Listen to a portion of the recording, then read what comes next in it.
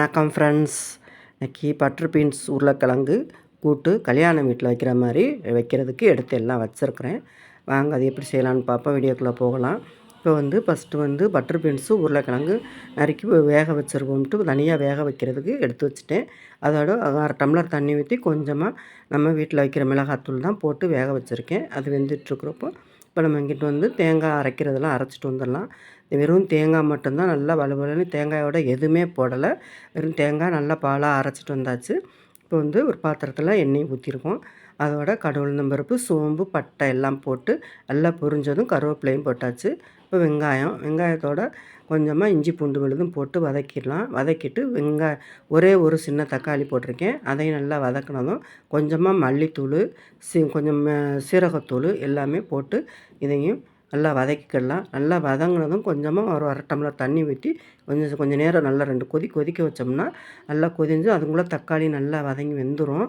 அதோட இப்போ நம்ம இந்த வேக வச்சுருக்கிற பட்டர் பீன்ஸையும் உருளைக்கிழங்கையும் தூக்கி அதில் ஊற்றிடலாம். அதையும் எடுத்து நல்லா வெந்துடும். நல்லா 3/4 வேக்காடு வெந்திருக்கும். இப்போ இதோட ஊற்றி வேக வச்சிடலாம். நல்லா வெந்துட்டுருக்கிறப்ப நம்ம தேங்காய் அரைச்சிட்டு வந்திருக்கோம்ல, அதை நல்லா பாலாக தான் இருக்கணும், கொஞ்சம் கூட சக்கை இல்லாமல் நல்லா அரைச்சிட்டு வந்தாச்சு. இப்போ அதையும் ஊற்றிடலாம். நல்லா ஊற்றி கொதிக்க வச்சு நல்லா அப்படியே வறுவல் மாதிரி எடுத்துட்டோம்னா சூப்பராக இருக்கும். நல்லா வறுவல் மாதிரியும் வச்சுக்கலாம். இது கூட்டு ரசம் சாதத்துக்கோ தயிர் சாதத்துக்கோ சூப்பராக இருக்கும். இந்த மாதிரி வச்சோம்னா இப்படி வச்சுக்கலாம். அதோட இன்றைக்கி நான் இப்படி வச்சு ரசம் வைக்கிறதுக்கு பதிலாக சாம்பார் வச்சுட்டேன். சாம்பார் வச்சு கொஞ்சம் தயிர் எடுத்து எல்லாம் ரெடி ஆயிடுச்சு. அது மதிய சாப்பாடுக்கு இப்படி வச்சு வைக்கிறதுக்கு சாம்பார் சாதம் வடித்து வச்சாச்சு. கொஞ்சமாக காலையில் டிஃபனுக்கு நான் எதுவும் செய்ய முடியலைங்கிறதுனால தக்காளி சாதம் வச்சுருக்கேன். தக்காளி சாதத்துலேயும் நம்ம சாம்பார் ஊற்றி தக்காளி சாதம் சாப்பிட்டாலும் சூப்பராக இருக்கும். தக்காளி சாதத்துக்கு சாம்பாரும் அதோட கொஞ்சமாக தேங்காய் சட்னி வச்சாச்சு. சாப்பாடு ரெடி ஆயிடுச்சு. இன்றைக்கி மாவு அரைக்கிறதுக்கு ஒரு அரிசியெல்லாம் ஊற வச்சுருந்தேன்.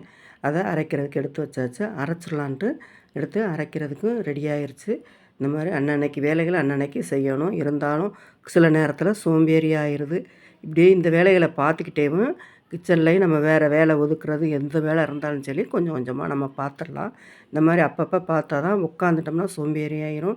அதே மாதிரி டெய்லி எந்திரிச்சதுமே காலையில் குளிச்சுட்டு தான் கிச்சனுக்கே போகிறதுனாலாம் எப்பயுமே எந்திரிச்சதும் குளிச்சுட்டு அப்புறமா சாமி கும்பிட்டு விளக்கேற்றி சாமி கும்பிட்டுட்டு அடுப்பு பக்கம் போயிடுவேன்.